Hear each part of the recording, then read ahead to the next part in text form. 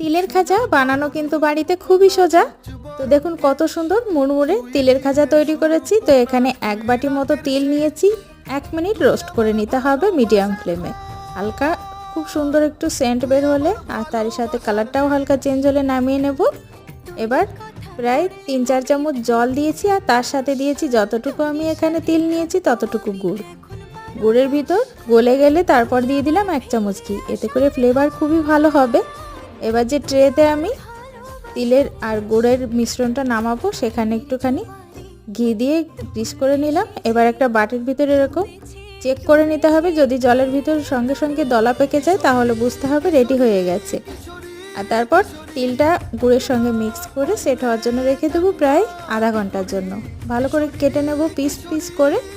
এবার তৈরি হয়ে গেল। যে কোনো এয়ারটাইট কন্টেনারে রেখে আপনারা 1 মাস পর্যন্ত খেতে পারেন। ফুল রেসিপি চ্যানেলে আছে, ভালো